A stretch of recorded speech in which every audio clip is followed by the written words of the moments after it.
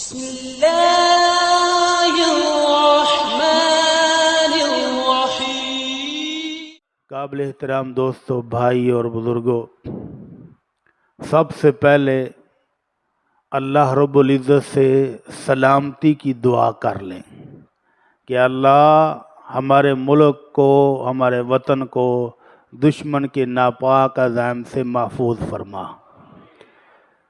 اگرچہ قوم کا جوش جذبہ قابل تعریف ہے، لیکن جنگ کی تمنا کرنا یہ اللہ کے نبی صلی اللہ علیہ وسلم نے منع فرمایا ہے۔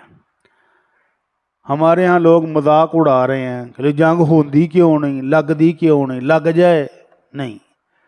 نبی رحمت صلی اللہ علیہ وسلم فرماتے ہیں لا تتمنوا لقاء العدو، دشمن کے ساتھ جنگ کی تمنا کبھی نہیں کرو۔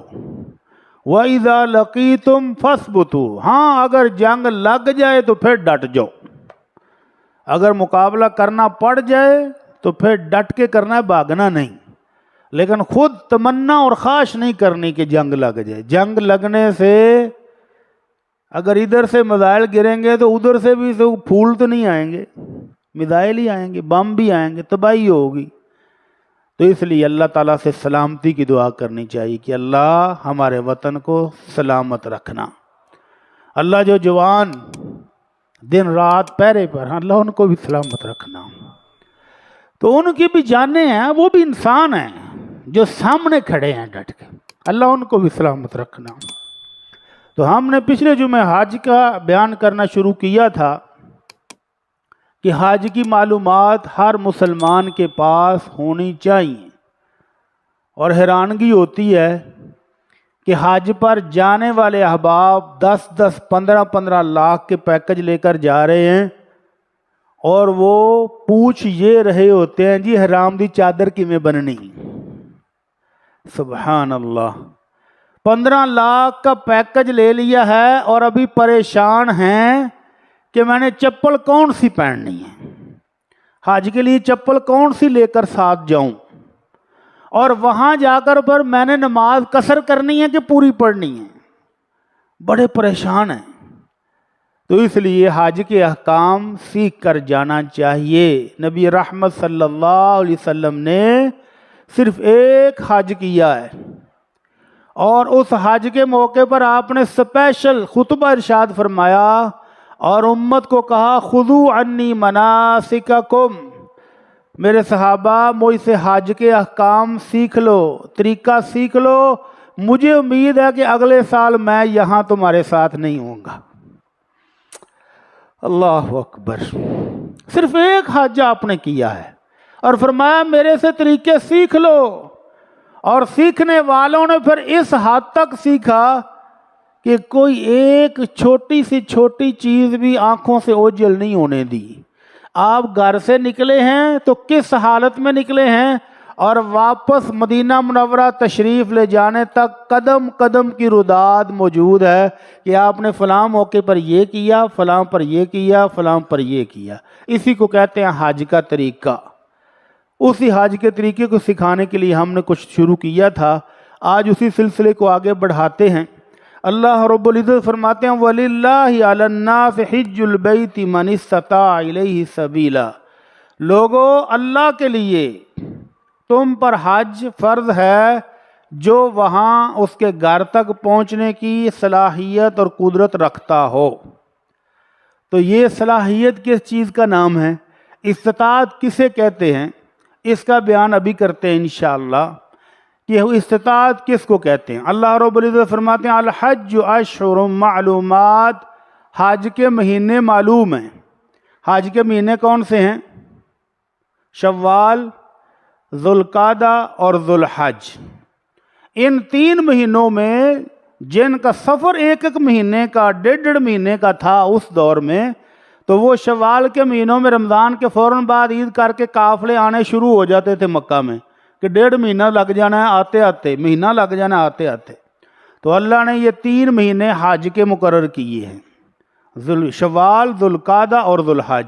تو اللہ کہتے ہیں کہ یہ مہینے سب کو معلوم ہے، فمن فرض فیہن الحج فلا رفث ولا فسوق ولا جدال فی الحج، تو جو بندہ حج کرنے کے لیے آ جائے تو حج کے احرام کے دوران اپنی حلال بیوی سے بھی دور رہے، گناہ کے ہر کام سے دور رہے، اور رش کی وجہ سے غصہ آ جاتا ہے لیکن لڑنا نہیں ہے، لڑائی سے بھی دور رہے۔ وَمَا تَفْعَلُوا مِنْ خَيْرٍ يَعْلَمْهُ اللَّهُ، اور جو تم نیکی کرو گے اللہ جانتا ہے، اللہ کو پتہ ہے۔ اور پھر سپیشل ہدایت دی وَتَزَوَّدُوا فَإِنَّ خَيْرَ الزَّادِ التَّقْوَىٰ، زاد راہ بھی ساتھ لے کر جانا ہے، کھانے پینے کا سامان، وہاں رہائش کا انتظام کر کے گھر سے نکلنا ہے، ویسے نہیں نکلنا۔ وَاتَّقُونِ يَا أُولِي الْأَلْبَابِ، اور اے عقل والو اللہ سے ڈرتے رہو۔ تو اللہ رب العزت نے اس آیت کے اندر زاد راہ کی بات کی ہے کہ زاد راہ گھر سے ساتھ لے کر جائیں گے تو پھر بات بنے گی۔ زاد راہ کیا ہے کہ آپ کی جیب میں آنے جانے کا ٹکٹ ہے، وہاں جتنے دن رہنا ہے وہاں خرچہ کرنا ہے، کھانا پینا ہے، اس کے لیے آپ کے پاس پیسے ہونے چاہیے۔ اہل یمن بڑے درویش قسم کے لوگ تھے، وہ گھر سے خرچہ لے کر نہیں جاتے تھے، وہ کہتے تھے نحن المتوکلون، ساڈا اللہ تے بھروسہ ہے، ہم اللہ پر بھروسہ کرتے ہیں، اور اللہ مالک ہے، تو خرچہ لے کر نہیں جاتے تھے۔ اب جب مکہ پہنچے تو کھانے کو تو چاہیے، انسان کو 3 ٹائم نہیں 2 ٹائم تو بھوک لگ ہی جاندی، اگر 2 ٹائم بھی نہیں تو 24 گھنٹوں میں ایک بار تو کھائے گا نا۔ اب روٹی کھانی ہے، پیسے نہیں ہیں، تو پھر لوگوں سے مانگتے تھے۔ تو اللہ تعالیٰ نے یہ آیتیں نازل فرما دیں وَتَزَوَّدُوا فَإِنَّ خَيْرَ الزَّادِ التَّقْوَىٰ، زاد راہ ساتھ لے کر جاؤ، زاد راہ کے بغیر وہاں نہیں جانا۔ اور بہترین زاد راہ تقویٰ ہے، اللہ کا ڈر ہوگا تو وہ لوگوں کو تنگ نہیں کرے گا، وہ گناہ کے کام نہیں کرے گا، وہ دوسروں کو پریشان نہیں کرے گا، وہ دھکے نہیں مارے گا، وہ چوڑیاں نہیں کاٹے گا، کھانا کھا رہا ہے تو انہوں کوریاں نہیں پائے گا بھی ہن مینوں بھی دے۔ تو ساتھ زاد راہ لے کر جانا ہے، اور زاد راہ بھی حلال، حرام نہیں۔ اللہ کے نبی صلی اللہ علیہ وسلم فرماتے ہیں کہ ایک بندہ لمبا سفر، مہینوں کا سفر کر کے وہاں پہنچا ہے، سر کے اوپر بھی مٹی ہے، بال جڑے ہوئے ہیں مٹی کے ساتھ، کپڑے بھی گندے ہیں، اور تھکا ہارا جب پہنچتا ہے تو کہتا ہے یا ربی لبیک لبیک اللہم لبیک، اے اللہ میں تیری زیارت کے لیے پہنچ گیا، اللہ تیرے گھر کی زیارت کے لیے پہنچ گیا ہوں، اللہ میری سن لے، اللہ میری سن، اب میں تیرے گھر پہنچ گیا ہوں۔ تو اوپر سے آواز کیا آتی ہے وَمَطْعَمُهُ مِنْ حَرَامٍ وَمَشْرَبُهُ مِنْ حَرَامٍ وَمَلْبَسُهُ مِنْ حَرَامٍ وَغُذِيَ بِالْحَرَامِ فَأَنَّىٰ يُسْتَجَابَ لَهُ، کہ اس کا کھانا بھی حرام کی کمائی کا، پینا بھی حرام کی کمائی کا، لباس بھی حرام کی کمائی کا، اور جو جسم پلا ہوا ہے وہ بھی حرام سے، کہاں قبولیت ہوگی؟ تو اس لیے زاد راہ بھی لینا ہے اور حلال کمائی لے کر جانی ہے ساتھ۔ حلال کمائی ہوگی تو بات بنے گی، وگرنہ ہو سکتا ہے کہ اتنی شدید گرمی میں 1 مہینہ تک گھر، کاروبار، بیوی بچوں سے دور، اور آگے سے قبولیت بھی کوئی نہ ہو، خالی سفر ہی پڑے۔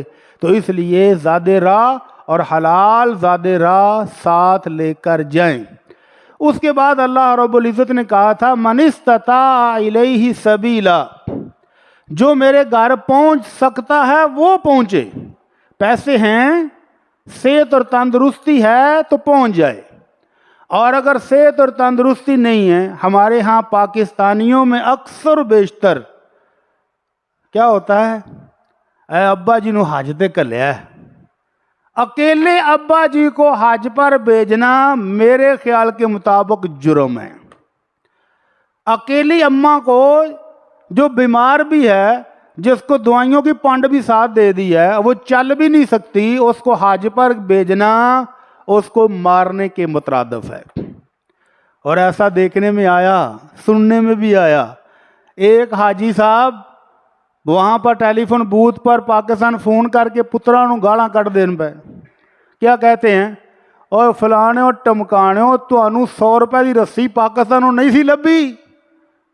اگوں نے پوچھا ہونا بھی ابا کی ہویا، وہ آਂدا مینوں مار نہیں سجے تو اتنے پھانس نہیں دے، اتنے ضرور گھلنا سجے۔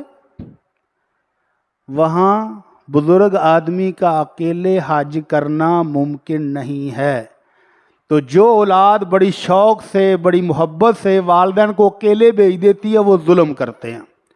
تو اللہ تعالیٰ نے کیا کہا ہے، من استطاع الیہ سبیلا، جو گھر پہنچ سکتا ہے حج کر سکتا ہے اس کو بھیجو، صحت کی حالت میں، تندرستی کی حالت میں۔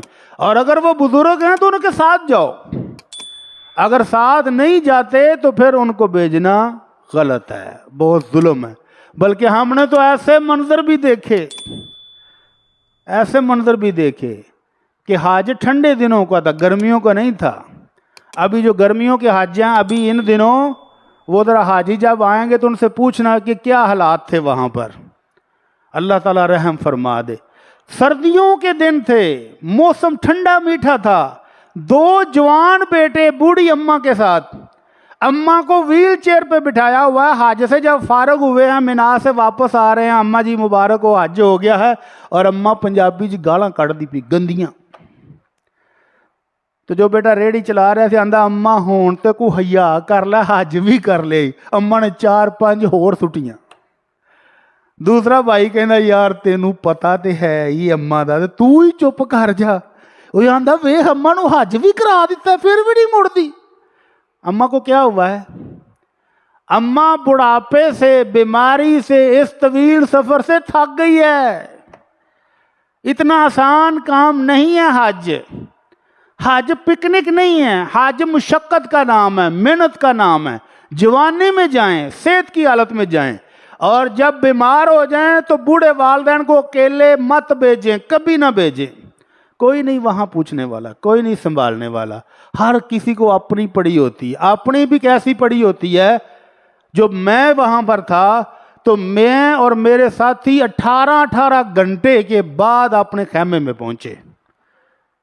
جب ہم نکلے ہیں مزدلفہ سے صبح تو مینا میں کنکریاں مار کے واپسی اپنے خیموں میں 22 گھنٹے لوگوں کو سڑکوں پر ہو گئے تھے، پاؤں سوج گئے، چھالے بن گئے چل کے، تو تب جا کر کہیں خیموں کی شکل نظر آئی تھی۔ تو اس لیے بوڑھوں کو، بزرگوں کو اکیلے نہیں بھیجنا، بلکہ اولاد کو چاہیے کہ ساتھ جائے۔ اگر بزرگ ایسا ہے کہ وہ سفر کے قابل نہیں ہے تو اس کو تکے نال بٹھا کے جا دے، ابا جی تسی جاؤ حج کر کے آؤ۔ ظلم ہے۔ اللہ کے نبی صلی اللہ علیہ وسلم کے پاس 2 بھائی آئے، ایک کا نام عمر، ایک کا نام ہشام۔ اللہ کے نبی ہمارے والد نے 100 غلام آزاد کرنے کی وصیت کی تھی، فوت ہو گیا ہے ابو، آزاد کرنے سے پہلے ہی فوت ہو گیا۔ میرے بھائی ہشام نے 50 غلام اپنے پیسوں سے خرید کے ابا کی طرف سے آزاد کر دیے ہیں، اور عمر پوچھ رہا ہے کہ میں کروں تو میرے ابو کو ثواب ہوگا؟ اللہ کے نبی صلی اللہ علیہ وسلم فرماتے ہیں اما لو انہ کان مسلما ثم حججتم عنہ او تصدقتم عنہ، اگر وہ مسلمان ہوتا پھر تم اس کی طرف سے صدقہ کرتے، او انفقتم عنہ، اس کی طرف سے اللہ کی راہ میں صدقہ خیرات کرتے، یا اس کی طرف سے حج کرتے تو پھر اس کو ثواب ملنا تھا۔ اب وہ مسلمان ہی نہیں تھا تو کوئی فائدہ نہیں ہے۔ تو مسلمان والدین بوڑھے ہو جائیں تو ان کو اکیلے بھیجنے کی بجائے جوان بیٹا خود چلا جائے، جس نے پہلے اپنا حج کیا ہو، اپنا عمرہ کیا ہو، وہ والدین کی طرف سے حج کر آئے۔ ایک خاتون صحابیہ آئیں، اللہ کے رسول میرے والد بوڑھے ہیں، بزرگ ہیں، لا یستطیع ان یرکب، وہ اونٹ کے اوپر بیٹھنے کے قابل بھی نہیں ہیں، سواری پر بیٹھ بھی نہیں سکتے، اتنے بوڑھے ہیں، تو کیا میں اپنے والد کی طرف سے حج کر لوں؟ تو اللہ کے نبی صلی اللہ علیہ وسلم فرمایا کیا تمہارے والد کے سر پر قرض ہوتا تو کیا تم اس کی طرف سے قرض ادا کرتی؟ کہنے لگی اللہ کے رسول میں ضرور کرتی۔ تو آپ نے فرمایا حجیان ہو، تم جاؤ اس کی طرف سے حج کر لو۔ تو جو اولاد جوان ہے، صحت مند ہے، تندرست ہے، وہ اپنے بوڑھے بزرگوں کی طرف سے حج کر لے، عمرہ کر لے، اور ان کو اکیلے کبھی بھی نہ بھیجے۔ اور اگر اللہ نے توفیق دی ہے، مال دیا ہے، گنجائش موجود ہے، تو والدین کو ساتھ لے کر جائیں، تو پھر آپ کو احساس ہوگا کہ حج کرانا کتنا آسان ہے. آسان ہے؟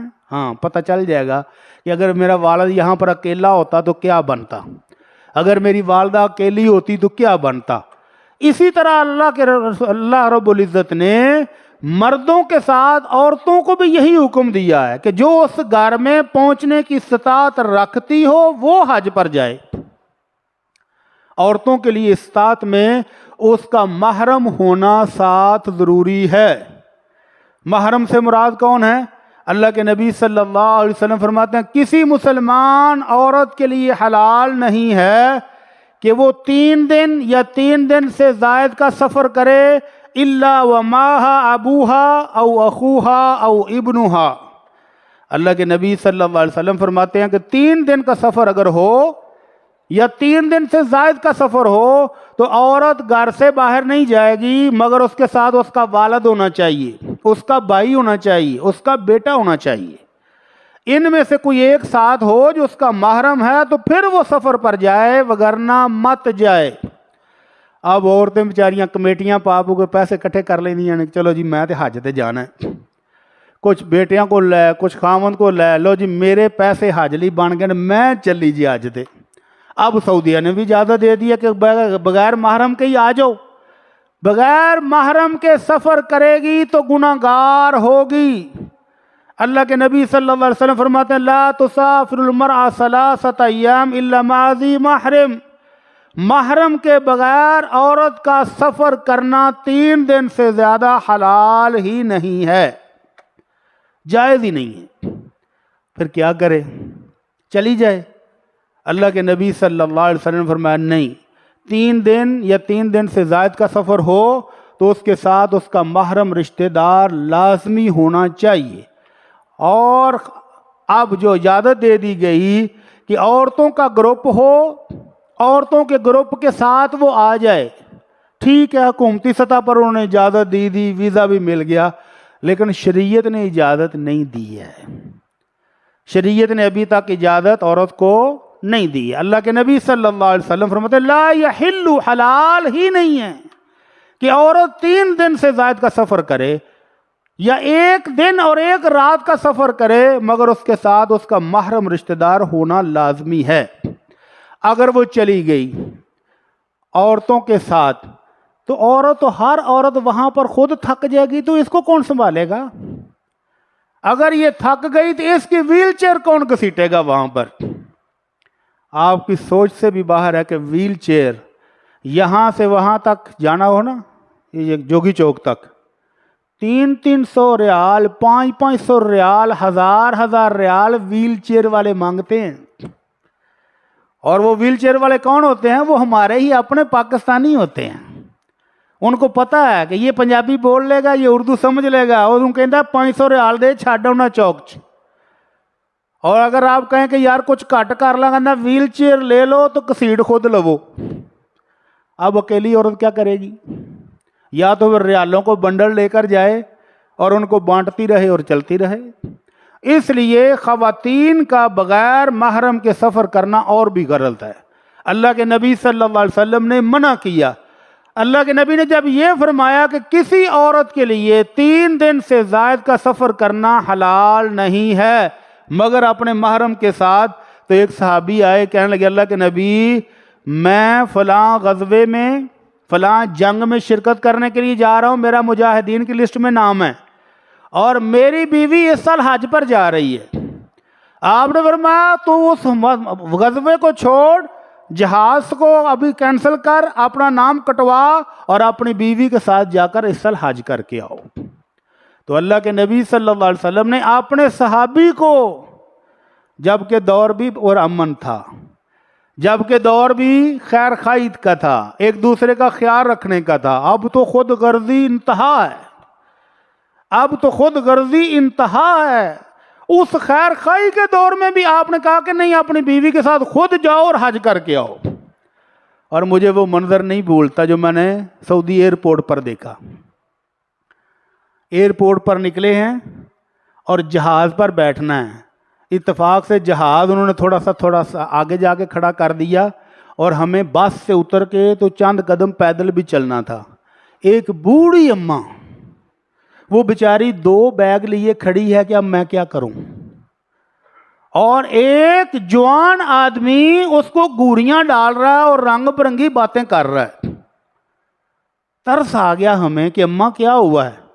अम्मा ने खजूरों का बैग, अरे किन्नू किन्नू वंडनियां होनी ने, अच्छा खासा भारी बैग खजूरों का भरा हुआ है, और दूसरा कपड़ों वाला बैग भी अम्मा के पास है, और वो जो नौजवान है वो घूरियां डालते बातें करते पैरों पटकता पटकता चला गया। हमने पूछा अम्मा ये कौन है? कहती है ये मेरा दामाद है, इसको मैं साथ लेकर आई थी हज पर अपने खर्चे पर, और अब जब हज हो गया है तो अब ये मेरा सामान उठाने से भी कन्नी कतरा रहा है। तो सगा दामाद भी वहां पर फरार हो जाएगा। कहां ढूंढेंगे आप कोई सहारा? कौन उठाएगा आपकी खजूरें, कौन उठाएगा आपका बैग?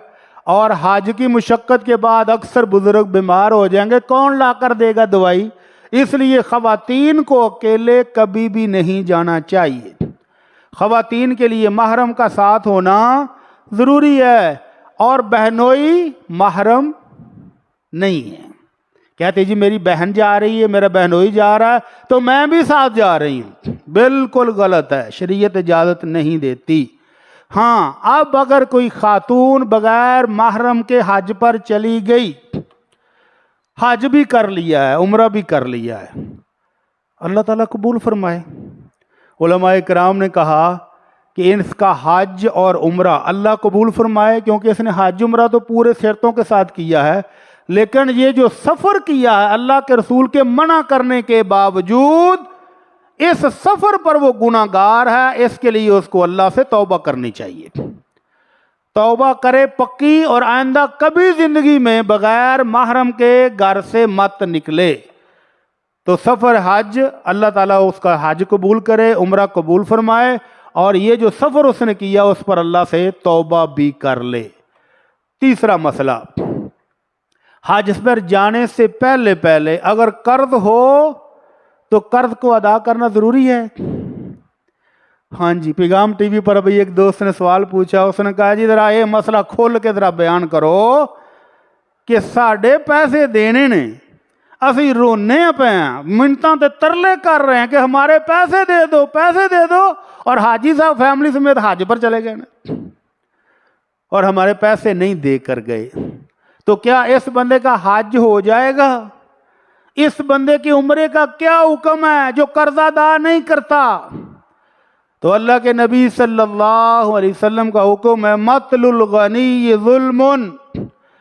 जो बंदा कर्जा अदा करने की ताकत रखता है और फिर टाल मटोल करता है, आज दूंगा, कल दूंगा, परसों दूंगा, फिर आ जाना, कल आ जाना, नहीं देता, ये जुल्म कर रहा है, और जुल्म क़यामत वाले दिन अंधेरे बन जाएंगे। अल्लाह रब्बुल इज़्ज़त हम सबको महफूज फरमाए। कर्जा ना देना और टाल मटोल करना ये बहुत बड़ा जुल्म है, लेकिन हज के साथ इसका ताल्लुक नहीं है। अगर कोई बंदा कर्जा वापस नहीं करके गया तो वो जुल्म करके गया है। या कर्जे की भी 2 किस्में हो सकती हैं। एक कर्जा है जो उसका पहले से तय है कि उसने दिसंबर में देना है, और अभी मई जून चल रहा है, दिसंबर आएगा तो वो दे देगा, भाई आपको क्या जल्दी है। आप उस पर अभी ये कहना कि उसका हज नहीं होगा, उम्रा नहीं होगा, ये गलत बात है। उसका वादा है कि उसने दिसंबर में देना है, तो दिसंबर से पहले आप क्यों उसको तंग कर रहे हैं? और उसका माशाल्लाह कारोबार है, उसके वसाइल हैं, दिसंबर आएगा वो दे देगा। तो इस शख्स का हज पर जाना बिल्कुल सही है, कोई मसला नहीं है। और एक बंदा वो है जिसको पता है कि मेरे पास वसाइल भी इतने ही हैं कि बमुश्किल कर्जा अदा होगा, और वो लोगों से पैसे उधार लेकर मजीद कमेटी डाली और वो हज पर निकल जाए तो लोग पीछे से रोते रहें, तो ये गलत कर रहा है। इसको अल्लाह से डर जाना चाहिए। और कर्जे का मामला बहुत शदीद है। अल्लाह के नबी सल्लल्लाहु अलैहि वसल्लम कर्ज खाओं के बारे में जब कोई मैयत आती तो सबसे पहली चीज़ पूछते थे कि इसका कर्जा तो नहीं है? अल्लाह के नबी कर्जा है। फिर पूछते कि इसकी कर्जे की अदायगी के लिए कोई जायदाद छोड़ी है इसने? अगर बताया जाता जी हाँ अल्लाह का रसूल कर्जा भी है, जायदाद भी है, अदायगी हो जाएगी, तो आप जनाजा पढ़ा देते। और अगर बताया जाता अल्लाह के नबी कर्जा है جائیداد کوئی نہیں، قرضہ ہی چھوڑ گیا ہے۔ تو آپ فرماتے صلو علی صاحبکم، تم جنازہ پڑھ لو، میں جنازہ نہیں پڑھوں گا۔ اتنی بڑی محرومی، سید المرسلین کی نماز جنازہ، محروم ہو گیا بندہ۔ اور ایک جنازہ آیا ہے، ابو قتادہ رضی اللہ تعالیٰ عنہ کہتے ہیں کہ بتایا گیا کہ اس میت پر 2 دینار یا 3 دینار قرض ہے۔ تو اللہ کے نبی نے فرمایا کوئی ادائیگی کے لیے چھوڑ گیا کچھ؟ نہیں، اللہ کے نبی پیچھے کوئی جائیداد نہیں ہے۔ تو آپ نے فرمایا تم جنازہ پڑھ لو۔ تو حضرت ابو قتادہ تڑپے کہ اللہ کے نبی صرف 3 دینار کی بات ہے، 2 دینار ہیں۔ اللہ کے نبی میں دے دوں گا، آپ جنازہ تو پڑھائیں۔ آپ نے فرمایا ابو قتادہ اپنے ذمے لیتے ہو، ادا کرو گے؟ جی ہاں اللہ کے رسول، میرے ذمے، میں ادا کروں گا، آپ جنازہ پڑھا دیں۔ آپ نے جنازہ پڑھایا اور اگلی ہی صبح جیسے ہی ابو قتادہ آمنے سامنے ہوا، پوچھا ابو قتادہ قرض کا کیا بنا؟ اللہ کے نبی ابھی کل کی بات ہے، میں دے دوں گا۔ آپ نے فرمایا نہیں، جب تک تم اس کا قرضہ واپس نہیں کرتا اس کی روح لٹکی ہوئی ہے، معافی نہیں مل رہی۔ حضرت ابو قتادہ گئے، جا کر قرضہ ادا کر کر واپس آئے اور کہا اللہ کے نبی میں واپس قرضہ ادا کر آیا ہوں۔ فرمایا الآن حین بردت، اب اس کی روح ٹھنڈی ہوئی ہے جب قرضہ ادا کیا ہے۔ اور خدا را اپنی اولادوں کے لیے قرضے نہ اٹھائیں، اپنی اولادوں کے لیے قرضے نہ اٹھائیں۔ ایک خوبصورت بات ایک بندے نے لکھی، کہنے لگا جی ہمارے علاقے کا جو بہت بڑا چودھری بنا پھرتا ہے نا اس وقت جو بہت بڑا سیٹھ ہے، اس کا والد میرا بچپن کا دوست تھا۔ تو میں اس سیٹھ کے پاس گیا کہ پتر تمہیں پڑھانے کے لیے، تمہارے کاروبار کے لیے، تمہیں سٹینڈ کرنے کے لیے تمہارے والد نے بہت قرضہ اٹھایا تھا۔ تمہارا والد مجھے پتا ہے کہ فلاں فلاں فلاں فلاں بندے کا مقروض تھا، آج اللہ نے تمہیں بہت دیا ہوا ہے، لہریں بہ رہے ہیں، تو اپنے ابو کا قرضہ ہی ادا کر دو۔ تو اس نے چائے کی چسکی لیتے ہوئے مسکراتے ہوئے کہا وہ جڑے ابے نے لیا سی آپے دیندہ رہے گا، سانو کی ہے۔ انا للہ و انا الیہ راجعون۔ یہ وہ اولادیں جن کے لیے ہم رات دن مر جاتے ہیں، کھپ جاتے ہیں کہ میرے پتر دا کچھ بن جائے، میری تھی دی کار کوٹھی بن جائے، میرا پتر دا کاروبار چل جائے۔ اور اگر اولاد کل کو ایسی نکلی تو قرضہ کون دے گا؟ تو لٹک گیا نا۔ اس لیے اپنی اولادوں کے لیے قرضے مت اٹھائیں۔ اللہ کے نبی صلی اللہ علیہ وسلم تشریف فرما تھے، آپ نے آسمان کی طرف دیکھا، آپ نے فرمایا سبحان اللہ ما انزل اللہ من التشدید، سبحان اللہ، اللہ نے بڑی سختی نازل کر دی ہے۔ صحابہ نے پوچھا اللہ کے نبی کس بارے میں سختی نازل کر دی ہے؟ آپ نے فرمایا جو بندہ قرضہ لیتا ہے اور اس کی نیت یہ ہوتی ہے کہ میں اپنی ضرورت پوری کروں گا، بعد میں ادا بھی کرنا ہے، اد اللہ عنہ، اللہ اس کو توفیق بھی دے دیتا ہے۔ اور جو بندہ قرضہ اٹھائے اور نیت پہلے سے کھوٹی ہو کہ میں کیڑا دینا، میں مکر جانا ہے، میں انہوں آکھاں گا بھول جا ہن تو میرے کو لے کے وہا، اتلفہ اللہ، اللہ اس کا مال و دولت برباد کر دیتا ہے، اس کا بیڑا غرق ہو جاتا ہے جو نیت کھوٹی کے ساتھ قرضہ لیتا ہے۔ اور پھر اللہ کے نبی صلی اللہ علیہ وسلم فرمایا لو ان راجلا قتل فی سبیل اللہ ثم احیا ثم قتل ثم احیا ثم قتل، 3 مرتبہ آپ کی زبان مبارک سے نکلا، اگر ایک بندہ اللہ کی راہ میں شہید ہو جائے، پھر اللہ زندہ کرے، پھر شہید ہو جائے، پھر اللہ اس کو زندگی دے، پھر شہید ہو جائے، 3 بار شہید ہونے والا بھی اس وقت تک جنت میں نہیں جائے گا جب تک اس کا قرضہ ادا نہ ہو جائے۔ اس لیے حج عمرے ضرور کریں، لیکن لوگوں کے مال سے نہیں۔ اگر لوگوں کی ادائیگی آپ کے مال سے ہی ہونی ہے تو پہلے ادائیگی کر لیں، پھر حج عمرے کا بھی سوچیں، ضرور سوچیں۔ اور اگر اللہ نے وسائل وافر دیے ہوئے ہیں، قرضہ شیڈول کے مطابق ابھی آنے والے وقت میں دینا ہے، تو پھر کوئی عرض نہیں، پھر آپ جائیں۔ اور اگر آپ لوگوں سے پیسے لے کر ادھار پکڑ کر چلے جائیں اور اس نے یہ حج تے کر لیے پھر ویکھی جائے گی، تو یہ ویکھی جانے والا کام بڑا خطرناک ہے، اس سے بچ جائیں۔ اللہ تعالی ہم سب کو ہدایت دے۔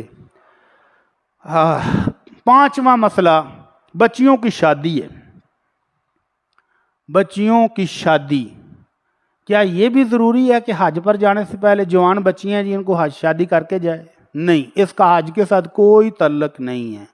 والدین کوشش کر رہے ہیں، بچیوں کے لیے رشتے دیکھ رہے ہیں، ابھی رشتہ مل نہیں رہا، ادھر حج بھی فرض ہو گیا ہے، تو حج پر جائیں، عمرے پر جائیں اور بچیوں کے لیے کوشش کرتے رہیں۔ اور بچیوں کی شادیاں نہ ہونے کی ایک بہت بڑی وجہ ہمارا اپنا اسٹینڈرڈ ہے کہ ہم نے اپنی برادری سے باہر شادی نہیں کرنی، کیونکہ ہماری اپنی برادری میں تو سارے ہی ماشاءاللہ نیک صالح فرشتے لوگ ہیں، اور برادری دوسری ہوگی تو پتہ نہیں کیویں دے جن نکل آؤں گے۔ تو اس وجہ سے بچیوں کی شادیاں لیٹ ہو رہی ہیں۔ اللہ کے نبی صلی اللہ علیہ وسلم کا حکم کیا ہے؟ اذا اتاکم من ترضون دینہ وخلقہ فزوجوہ، جب کسی ایسے بچے کا رشتہ آ جائے جس کا کردار اچھا ہو، اخلاق اچھا ہو، دینداری اچھی ہو، اس کو رشتہ دے دو۔ الا تفعلوا تکن فساد عریض، اگر اس بچے کو رشتہ نہیں دو گے تو فساد ہوگا۔ فساد کیا ہے؟ 1 کروڑ سے زائد بچیاں 30 سال کی عمر سے اوپر ہو چکی ہیں پاکستان میں جن کی شادیاں نہیں ہوئی ہیں، 1 کروڑ۔ اور یہ سروے ہوا ہے جو بڑے بڑے شہروں میں ہیں، اور جو دیہاتوں میں بیٹھی ہیں، جو گاؤں میں بیٹھی ہیں، وہ اس کے لگ گئے ہیں، شادیاں نہیں ہو رہی ہیں۔ کیوں؟ ڈیمانڈ بڑی ہے جی۔ لڑکا کاروبار اپنا ہو، لڑکا گھر اپنا ہو، لڑکے کے پاس گاڑی ہو، شاپنگ کے لیے ہر 6 مہینے بعد دبئی لے جائے، کیویں لبن گے میں دے رشتے۔ اور لڑکے والوں کی خواہش کیا ہے کہ بیٹی والے گاڑی دیں، بیٹی والے کو 10-15 تولے سونا بھی پان، بیٹی والے کو 2000 برات کو کھانا بھی کھلائیں۔ حد تو یہ ہے۔ اللہ تعالی ہمارے حال پر رحم فرما دے۔ ایک غریب خاتون نے پتہ نہیں میرا نمبر کہاں سے لے لیا کہ میری بیٹی کی شادی ہے تو میری کی ہیلپ کر دیں۔ میں نے اس کا پتہ کرایا، چیک کرایا کہ واقعی ضرورت مند تھی، غریب خاندان ہے، کچھ مدد بھی کی کہ چلو سارا ہو جائے گا۔ اب مجھے اس نے دوبارہ پھر رابطہ کیا کہ انکل جی باقی انتظام ہو گیا ہے، 150 بندے کی برات آ رہی ہے، اس کے کھانے کا انتظام نہیں ہو رہا۔ 150 بندہ۔ کچھ شرم کر لو، تم جاتے ہوئے بھی شرم کر لو کہ وہ غریب خاندان جو بیچارہ پتہ نہیں کس طرح سے 2-4 چیزیں بیٹی کی جوڑ کے تم کو بیٹی کا رشتہ دے رہا ہے، تم 150 بندہ برات لے کر جا رہے ہو۔ 2 بندے، 4 بندے، 10 بندے چلے جو عزت کے ساتھ ان کے گھر میں بیٹھ کر ایک ٹائم کا کھانا کھا لو۔ اگر تمہارے گھر میں بھوک پڑی ہے، کھانا نہیں ملتا تمہیں، تو اس کے گھر سے ایک ٹائم کا کھانا کھانے کے لیے 5-10 بندے لے جاؤ۔ 150 بندے کی برات، حد ہو گئی ہے۔ یہ رکاوٹ ہے بیٹیوں کی شادیوں میں۔ اللہ تعالی ہمیں سمجھ عطا فرمائے۔ تو حج عمرے کے ساتھ اس کا تعلق نہیں ہے کہ بیٹیوں کی شادی نہیں ہوئی تو اس کا حج قبول نہیں ہوگا، بیٹیوں کی شادی کرنی ہے ابھی اور یہ عمرے پر جا رہا ہے اس کا عمرہ قبول نہیں ہوگا، نہیں، اس کے ساتھ اس کا کوئی تعلق نہیں ہے۔ اس کے بعد ہے کہ حج کے ساتھ ہم نے کرنا ہے عمرہ۔ حج کی 3 قسمیں ہیں۔ پاکستانیوں کو جو سوٹ کرتا ہے وہ ہے حج تمتع۔ حج تمتع کا معنی ہے کہ آپ نے پہلے جا کر عمرہ کیا، ایک ہی سفر ہے، پاکستان سے ایک ہی دفعہ گئے ہیں، پہلے عمرہ کر لیا ہے، ابھی جیسے حاجی جا رہے ہیں، جائیں گے عمرہ کر کے احرام کھول کے سادہ کپڑوں میں پھریں گے، اور 8 تاریخ کو دوبارہ حج کا احرام مکے کے اندر سے ہی باندھیں گے۔ اس کو کہتے ہیں حج تمتع۔ تو اس کے اندر 2 چیزیں ہونے کی وجہ سے اللہ تعالیٰ نے اس کو حج تمتع کہا ہے کہ 2 فائدے اٹھا لیے ہیں ایک ہی سفر میں۔ تو سب سے پہلے عمرے کا طریقہ سیکھتے ہیں اور اس کے بعد انشاءاللہ حج کا طریقہ سیکھیں گے۔ تو عمرہ وہ سعادت ہے، اللہ کے نبی صلی اللہ علیہ وسلم فرماتے ہیں العمرۃ الی العمرہ کفارۃ لما بینہما والحج المبرور لیس لہ جزاء الا الجنہ۔ ایک عمرہ کر کے آئیں تو دوبارہ جب عمرہ کرنے جائیں گے تو دوبارہ کرنے والا عمرہ پہلے عمرے کے درمیان جتنے غلطیاں جتنے گناہ ہوں گے اللہ سب معاف فرما دے گا۔ اور حج مبرور کی جزا وہ حج جو گناہوں سے بچ کر کیا جائے، سنت نبوی کے مطابق کیا جائے، فرمایا اس حج کی جزا تو صرف اور صرف جنت ہے۔ اللہ تعالی ہم سب کے نصیب میں فرمائے۔ اللہ ہم سب کو حج اور عمرے کی توفیق عطا فرما۔ اللہ کے نبی صلی اللہ علیہ وسلم نے جو لوگ حج عمرے پر نہیں جا سکتے ان کے لیے بھی کچھ نہ کچھ سعادت کا سفر پاکستان میں بھی لکھا ہوا ہے۔ اللہ کے نبی صلی اللہ علیہ وسلم فرماتے ہیں من خرج من بیتہ متطہرا الی صلاۃ مکتوبہ، جو بندہ گھر سے وضو کرے، مسجد میں انتظام ہے ماشاءاللہ وافر انتظام ہے، لیکن اگر آپ گھر سے وضو کر کے آئیں مسجد میں اور نیت کیا ہے کہ میں فرض نماز پڑھنے جا رہا ہوں، تو اللہ کے نبی فرماتے ہیں فَأَجْرُهُ أَجْرُ الْحَاجِ الْمُعْتَمِرِ، وہ اس بندے کو ایسے اللہ تعالیٰ اجر و ثواب دیتا ہے جیسے وہ احرام باندھ کر حج اور عمرہ کرنے جا رہا ہو۔ تو اللہ تعالیٰ ہم سب کو توفیق دے کہ وضو گھر سے کر کر چلیں تاکہ اللہ تعالیٰ کی رحمتیں ہم سب کو بھی مل جائیں۔ اور اللہ کے نبی صلی اللہ علیہ وسلم فرماتے ہیں کہ جو بندہ صبح چاشت کی نماز کے لیے مسجد میں آئے وضو کر کے گھر سے، کاجرہ اجر المعتمر، اس کو ایک عمرہ کرنے والے کے برابر ثواب ملتا ہے۔ صبح اشراق کے ٹائم پر گھر سے آ جائیں وضو کر کے اور نماز مسجد میں پڑھیں۔ اور فرمایا وَصَلَاةٌ عَلَىٰ عَصْرِ صَلَاةٍ لَا لَغْوَ بَيْنَهُمَا كِتَابٌ فِي الْعِلِّيِّينَ، اور اگر بندہ ایک نماز پڑھ کے گیا ہے گھر اور دوبارہ دوسری نماز پڑھنے کے لیے مسجد کی طرف آ رہا ہے اور اس درمیان کوئی گناہ شنا نہ کیے ہوں تو اس کا تو اللہ علیین میں نامہ مال لکھ دیتے ہیں۔ اللہ تعالیٰ نے اجر و ثواب کے لیے ہمارے لیے بھی بہت ساری چیزیں رکھی ہیں۔ اللہ کے نبی صلی اللہ علیہ وسلم فرماتے ہیں من جہز غازیا، جو بندہ کسی مجاہد کو سامان دے دے، او جہز حاجن، یا حاجی صاحب کو کچھ سامان لے کر دے دے، آنے جانے کا خرچہ دے دے، اس کو کہہ لے یار آج یہ میرے کو پیسے لے جاؤ، کھانا شانا ہوتے کھا لیں۔ او خلف اہلہ، یا حاجی حج پر چلا گیا ہے، مجاہد جہاد پر چلا گیا ہے اور یہ اس کے گھر والوں کا خیال کرتا ہے کہ بچے چھوڑ گیا چھوٹے چھوٹے ہیں کوئی بات نہیں، دوسرے کو دن جا کے پوچھتے بیٹے کوئی چیز چاہیے، بہن کو چیز چاہیے تو ضرورت ہو تو بتائیں، کچھ بازار سے لانا ہے تو میں لا دیتا ہوں، اس خدمت کی وجہ سے۔ او فطر صائمن، یا جس نے روزے دار کو روزہ کھلوایا۔ اللہ کے نبی صلی اللہ علیہ وسلم فرماتے ہیں ان سب کو، مجاہد جو جہاد کرنے گیا ہے، حاجی جو حج کرنے چلا گیا ہے، روزے دار جس نے سارا دن روزہ رکھا ہے، ان خدمت کرنے والوں کو بھی ان سب کے برابر اجر و ثواب ملتا ہے۔ تو اللہ تعالی ہم سب کو توفیق دے۔ اگر اس بار حج پر نہیں جا رہے تو حاجی کے اہل خانہ کا خیال کر لیں، جو عمرے پر گیا ہوا اس کے بچوں کی ضروریات کا خیال کر کے ہم بھی اجر و ثواب میں شریک ہو سکتے ہیں۔ انشاءاللہ اگلے جمعے مکمل عمرے کا طریقہ اور حج کا طریقہ بیان کریں گے۔ اللہ تعالی ہم سب کو توفیق عطا فرمائے۔ وما علینا الا البلاغ المبین۔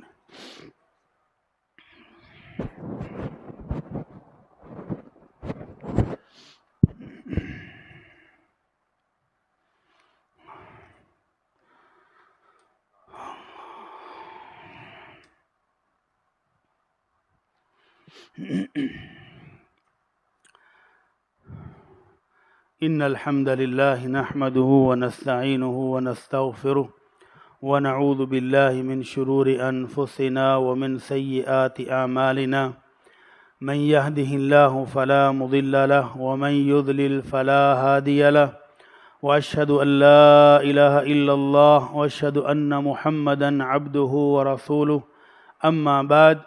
قابل احترام دوستو، بھائی اور بزرگوں، حج اور عمرے پر جانے کو کس کا دل نہیں کرتا؟ سب کا دل کرتا ہے، لیکن اگر اجر و ثواب کمانے کی بات ہو تو پاکستان میں رہتے ہوئے بھی کمایا جا سکتا ہے آسانی کے ساتھ، لیکن اس آسانی کے باوجود عمل کرنے والے کتنے ہیں؟ 2 4 5 10۔ اگر ایئرپورٹ پر آپ کو بلایا جائے کتنے گھنٹے پہلے؟ انٹرنیشنل فلائٹ کے لیے وہ کہتے ہیں 4 گھنٹے پہلے ایئرپورٹ پر پہنچ جائیں۔ 4 گھنٹے آپ نے لاہور ایئرپورٹ پر گزارنے یا ملتان ایئرپورٹ پر، پھر آگے 4 ساڑھے 4 گھنٹے کی فلائٹ ہے، اور جب جدے اتریں گے تو 3 4 گھنٹے وہاں پر بھی لگیں گے، وہاں پر چیکنگ کرتے، گاڑیوں میں لوڈ کرتے، وہاں سے لوڈ ہو کر کوئی گھنٹہ 1.5 گھنٹہ پھر لگے گا مکہ پہنچنے میں، پھر وہاں جا کر اپنے ہوٹل میں انٹری مارنی ہے، کمرے ملنے ہیں، سامان رکھنا ہے، کوئی 2 3 گھنٹے وہاں بھی لگ جانے ہیں۔ تو یہ عمرے سے پہلے 10 سے 15 گھنٹے کی مشقت ہر حاجی سہتا ہے، ہر حاجی برداشت کرتا ہے، جبکہ اس کے مقابلے میں صرف 1 گھنٹے کی مشقت بھی کوئی نہیں، ایسی مسجد میں بیٹھیں پنکھے کے نیچے اور اللہ اللہ کریں تو حج عمرے کا مکمل ثواب پا لیں۔ کیسے؟